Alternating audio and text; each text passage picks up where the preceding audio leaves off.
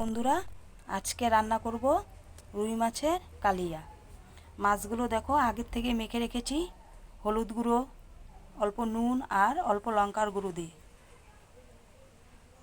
দেখো কি কি দিয়ে রান্না করব। নিয়েছি পেঁয়াজ বাটা, জিরা বাটা, আদা বাটা, কাঁচা লঙ্কা বাটা, দুটো শুকনো লঙ্কা, গোটা গরম মশলা, দুটো পেঁয়াজ কুচি, কাঁচা লঙ্কা ছিঁড়ে রেখেছি, একটা টমেটো, সাথে আছে একটা তেজপাতা।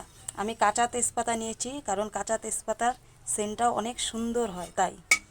আর সাথে নিয়েছি মটরশুঁটি, আগের থেকে বেছে রেখেছি।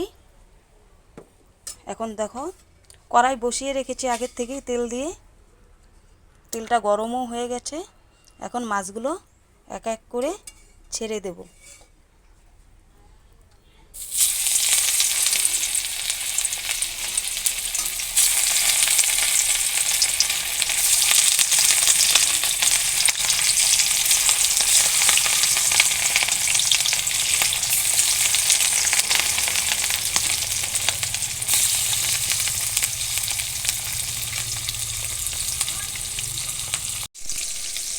মাছটা উল্টাই, মাছটা হয়ে গেছে মনে হচ্ছে।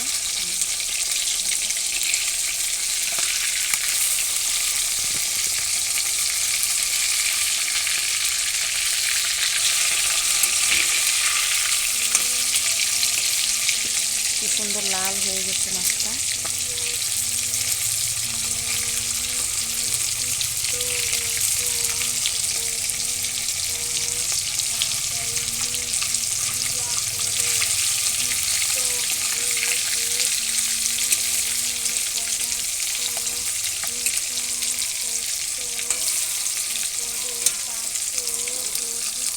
মাছ ভাজাগুলো হয়ে গেল। এখন আমি মাছ ভাজার এই তেলটার মধ্যেই রান্না করব। প্রথমে দিয়ে দিলাম শুকনো লঙ্কা, গোটা গরম মশলা, পেঁয়াজ কুচিগুলো দিয়ে দিলাম।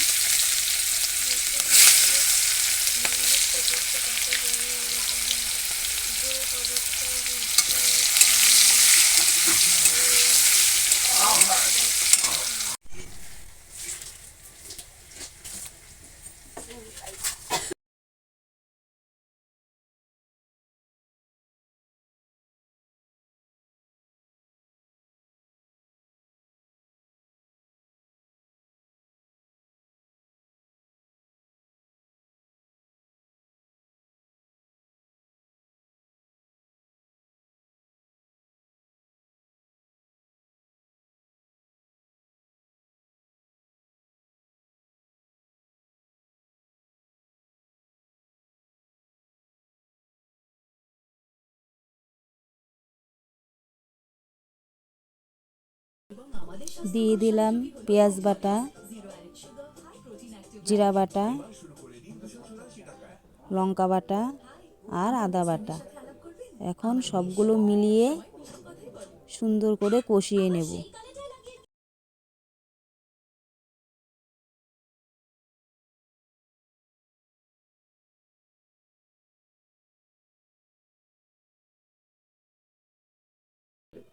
এবার অল্প জল দিয়ে দেব হলুদ গুঁড়ো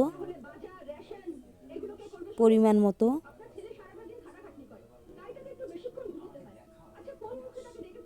দিয়ে দেব লবণ স্বাদ মতো, আর অল্প করে চিনি দিয়ে দেব। চিনিটা দিয়ে দিচ্ছি দেখো।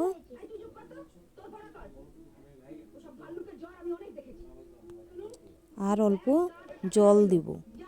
জলটা কেন দিলাম? যেন মশলাটা পুড়ে না যায় সেজন্য। এখন ভালো করে কষিয়ে নেব।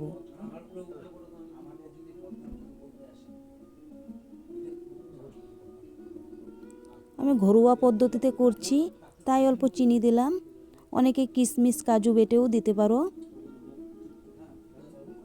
ঘরের জন্য এইভাবে রান্না করলেই ঠিক আছে।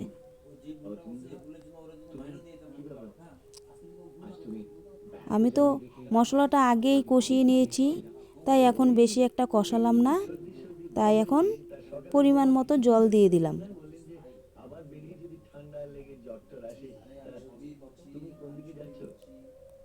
দেখো আমার কালিয়া হওয়ার দিকেই। এখন মাছগুলো ছেড়ে দিচ্ছি।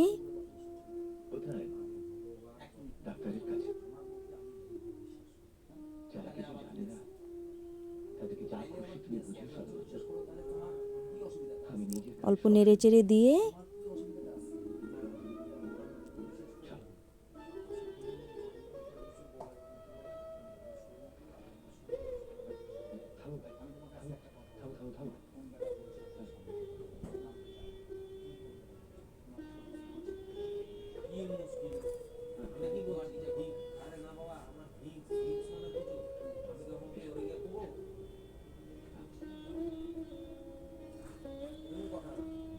দেখো কালিয়াটা হয়েই গেছে।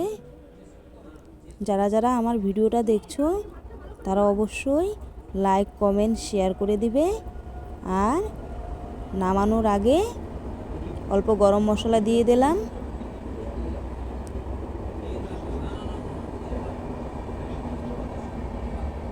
তোমাদের কেমন লাগলো অবশ্যই জানাবে। আর সবাইকে অসংখ্য অসংখ্য ধন্যবাদ। দেখো কেমন হয়েছে। আমি কিন্তু লঙ্কার গুঁড়ো দেইনি, তাও দেখো কালারটা কত সুন্দর এসেছে কাঁচা লঙ্কার। কেমন লাগলো অবশ্যই জানাবে।